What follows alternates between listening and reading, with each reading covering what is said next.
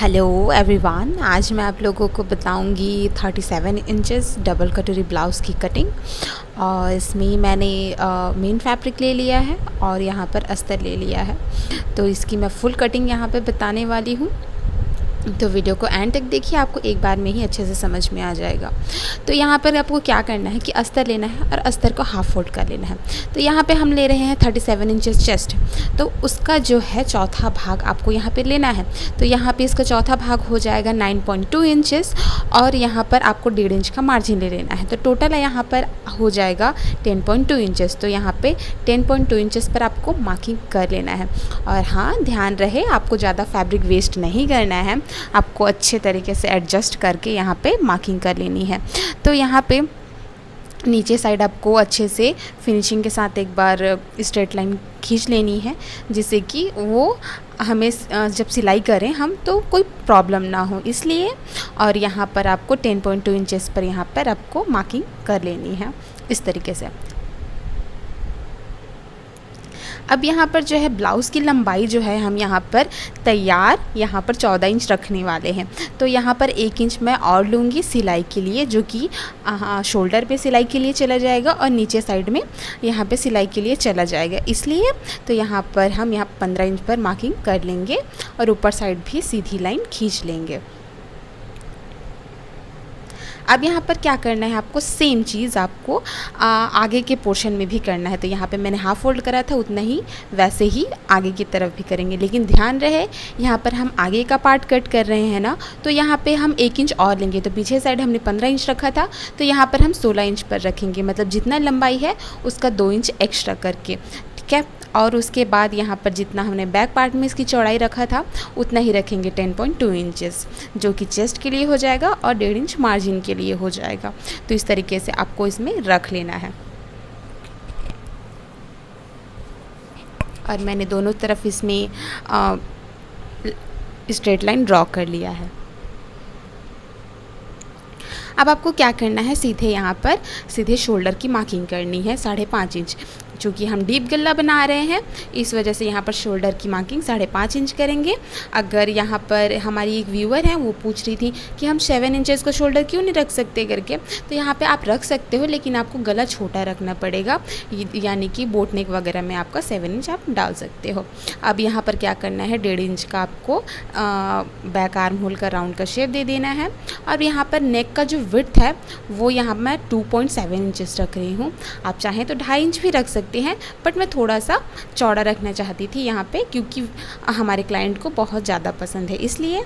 और नीचे साइड से 3 इंच का चौड़ाई देकर मैंने यहाँ पर गोलाई का शेप दे दिया है। अब यहाँ पर 1 इंच का राउंड का शेप दे देना है आपको। आप चाहें तो कोई भी डिज़ाइन बना सकते हैं, वो आपका मर्ज़ी होगा। तो यहाँ पर क्या करना है, सेम तरीके से जो हमने बैक पोर्शन में करा है वही चीज़ हम यहाँ पर भी करेंगे। 5.5 इंच का यहाँ पर शोल्डर और 5.5 इंच का यहाँ पर आर्म होल का यहाँ पे चौकोन का शेप दे देना है। और यहाँ पर 1 इंच का आपको राउंड का शेप लगाना है। बैक पार्ट में हमने 1.5 इंच का राउंड का शेप लगाया था ना, तो यहाँ पर हम 1 इंच का लगाएंगे। और आगे का गला का जो गहराई है वो यहाँ पर हम 6.5 इंच रखेंगे और नीचे साइड से 2.7 इंचेस। तो इस तरीके से आपको इसका चौकोन मार्किंग कर लेना है और यहाँ पर 1 इंच का गोलाई का शेप दे देना है इस तरीके से। अब यहाँ पर क्या करना है, सिंपली आपको इसकी कटिंग कर लेनी है जो हमने मार्किंग करा है, और जैसा आप देख रहे हो उसी तरीके से आपको मार्किंग कर लेना है इसमें। इस तरीके से आप कटिंग करेंगे तो डायरेक्ट अस्तर में भी कटिंग करेंगे तब भी ज़्यादा कपड़ा वेस्ट नहीं होगा। इस मेथड से आप कटिंग करेंगे और मार्किंग भी डायरेक्ट कपड़े में ही हो जाएगी।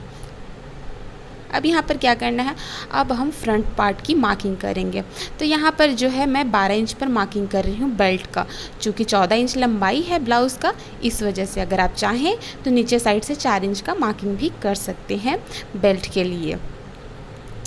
अगर आप चाहें तो शोल्डर से भी आप 12 इंच का मार्किंग कर सकते हैं। अब यहाँ पर आपको सीधे जो है बेल्ट का मार्किंग स्ट्रेट लाइन बना लेना है। अब यहाँ पर देखिए मैं मार्किंग कर रही हूँ 9.2 इंचेस का, जो कि चेस्ट का चौथा भाग है, और 1.5 इंच का मार्जिन लेंगे।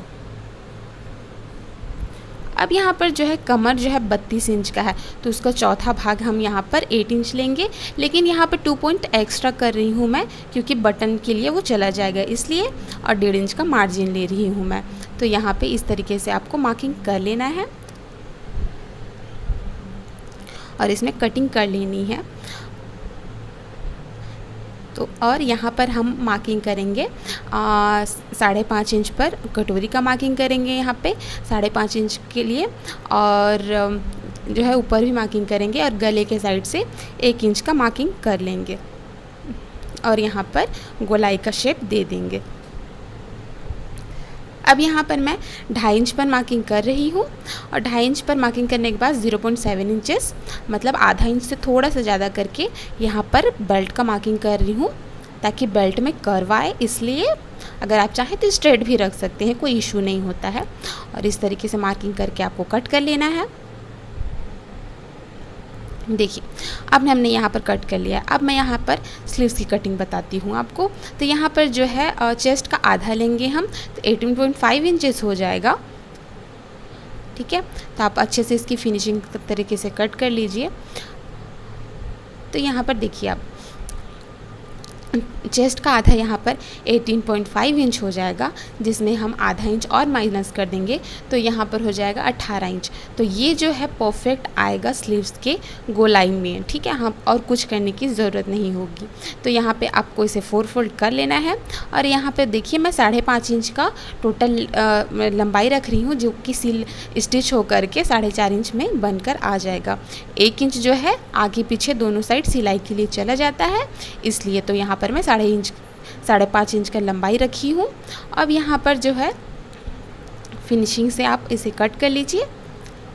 अब यहाँ पर जो ओपन अप साइड है, जो ओपन साइड है उस साइड से आपको 3 इंच पर मार्किंग करना है यहाँ पे इस तरीके से। अब यहाँ पर जो है साइड से हम और जो बाहर, तो इस तरीके से आपको यहाँ पे 6 इंच का मोहरी ले लेना है, मतलब बाह की गोलाई है वो ले लेना है, और यहाँ पर 1.5 इंच का मार्जिन ले लेना है। अब हमने जितना मोहरी लिया है वहाँ से आपको 0.7 इंचेस एक्स्ट्रा ले लेना है, और 1.5 इंच का मार्जिन ले लेना है। तो जितना भी मोहरी रखते हैं उसे 0.7 इंचेस आपको एक्स्ट्रा ले लेना है, और यहाँ पर आपको सिंपली मार्किंग कर लेना है राउंड का, और आपको कट कर लेना है इस तरीके से।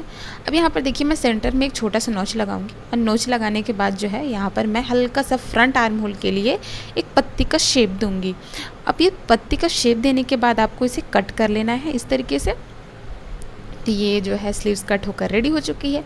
अब यहाँ पर मैं फाइनल आपको कटोरी का जो है उसको आपको कट करके बताती हूँ। तो यहाँ पर सीधे आपको 2.5 इंच का मार्किंग कर लेना है, अस्तर को हाफ फोल्ड करके इस तरीके से।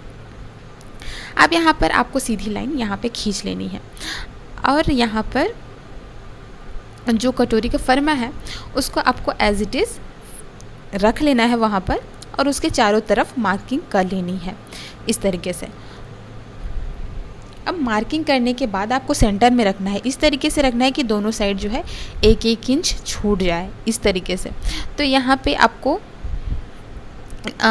गले के साइड में आधा इंच एक्स्ट्रा ले करके यहाँ पे इस तरीके से मार्किंग कर लेनी है, जैसे कि आप स्क्रीन पर देख रहे हैं उसी तरीके से। जैसे कि मैंने यहाँ पे मार्किंग करा है ना, सेम उसी तरीके से आपको मार्किंग कर लेना है, और उसको एक्स्ट्रा फैब्रिक है उसे कट कर लेना है। अब यहाँ पर जो हमने मार्किंग करा है उसका सेंटर निकालेंगे, तो सेंटर यहाँ पर हो जाएगा 2.7 इंचेस।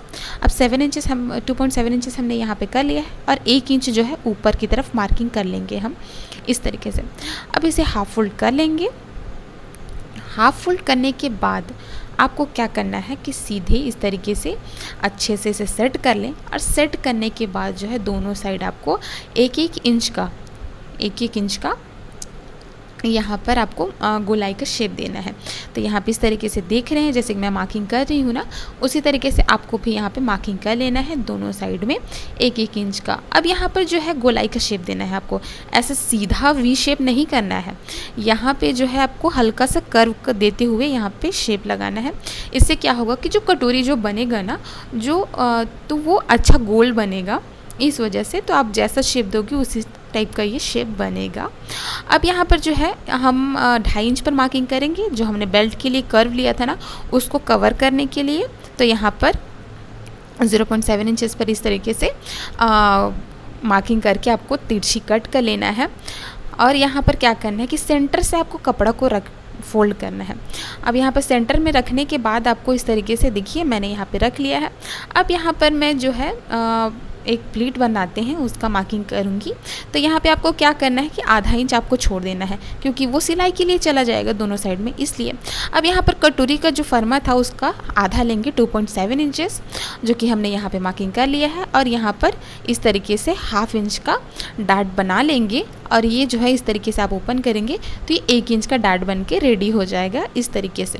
तो आप देख रहे होंगे कितना ईजी तरीके से जो है कटोरी का फरमा यहाँ पर रेडी हो चुका है। मैंने कोई भी पेपर कट नहीं करा है, डायरेक्ट फैब्रिक पर ही कट करा है यहाँ पे। और सभी पार्ट्स जो है यहाँ पर कट हो चुके हैं। सभी पार्ट्स यहाँ पर कट कर लिया है इस तरीके से। यहाँ पे बैक और फ्रंट दोनों पार्ट कट हो चुका है यहाँ पे। और मैं डायरेक्ट आपको स्टिचिंग का फाइनल लुक दिखा रही हूँ, जो कि आप देख रहे हैं बहुत ही फिनिशिंग से यहाँ पर रेडी हो चुका है यहाँ पे। और इसके स्टिचिंग का वीडियो मेरे चैनल में ऑलरेडी अपलोड है, मैं डिस्क्रिप्शन में लिंक दे दूँगी, आप वहाँ से जा कर के चेक कर सकते हैं। और इसे बनाना बहुत ही आसान है। And thank you so much for watching this video.